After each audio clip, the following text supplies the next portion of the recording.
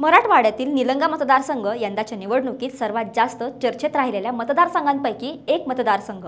निलंग्याचं राजकारण दिवसागणिक नवं वळण घेताना दिसत आहे। रोज नवनव्या घटना घडत असताना आता निलंग्याच्या राजकारणानं पुन्हा एकदा नवं वळण घेतलं आहे। महाविकास आघाडीत सारं काही अलबेल नसल्याच्या बातम्या समोर येत आहेत। नेमकं काय घडतंय निलंग्यात?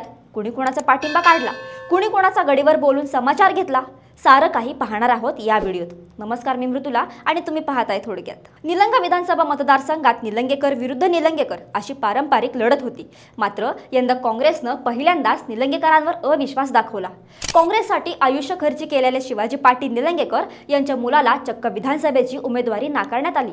अशोक पाटील निलंगेकर यांनी बंडखोरी केली खरी, मात्र सरतेशेवटी त्यांना माघार घ्यावा लागली।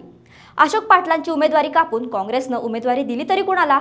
तर शिवसेनेतून हकालपट्टी करण्यात आलेल्या अभय साळुंखे यांना। उमेदवारी मिळालेल्या अभय साळुंखे यांना अशोक पाटलांच्या नाराजीचा फटका बसू शकतो अशी जोरदार चर्चा होती। संभाव्य पराभव लक्षात घेता अभय साळुंखेंनी अशोक पाटील यांच्याशी जुळून घेण्याचा प्रयत्न केला। प्रचाराच्या शेवटच्या सभेत मात्र अभय साळुंखे यांनी आपला खरा रंग दाखवल्याची जोरदार चर्चा आहे। अशोक पाटील निलंगेकर यांच्याविषयी अभय साळुंखे यांनी केलेल्या वक्तव्यामुळे निलंग्याच्या राजकारणात भूकंप झाल्याचं पाहायला मिळत आहे। यामुळे काही महत्त्वाच्या गोष्टी घडल्या आहेत। सर्वात महत्त्वाची गोष्ट म्हणजे अमित देशमुख यांची नाराजी। अभय साळुंखे गेल्या काही काळात अमित देशमुख यांचे खास झाल्याचं चित्र निर्माण केलं जात होतं। मात्र शेवटच्या सभेमुळे अभय साळुंखे यांनी अमित देशमुख यांची नाराजी ओढून घेतल्याची चर्चा आहे। चर्चा तर ही सुद्धा आहे की गडीवर बोलून फटकारण्यात आलं आहे। दुसरीकडे अभय साळुंखे यांनी काँग्रेस पक्षाची सुद्धा नाराजी ओढून घेतल्याची माहिती आहे। आधीच वरिष्ठ पातळीवरून अभय साळुंखे यांच्या उमेदवारीला विरोध होता। त्यात बाबुळगावच्या आग्रहामुळे ही उमेदवारी त्यांच्या पदरात पडली। मात्र आता काँग्रेसनं आपली यंत्रणा मागे घेतल्याचं सांगितलं जातंय। अमित देशमुखांनी सुद्धा असहकार पुकारून आपली यंत्रणा मागे घेतल्याची चर्चा आहे।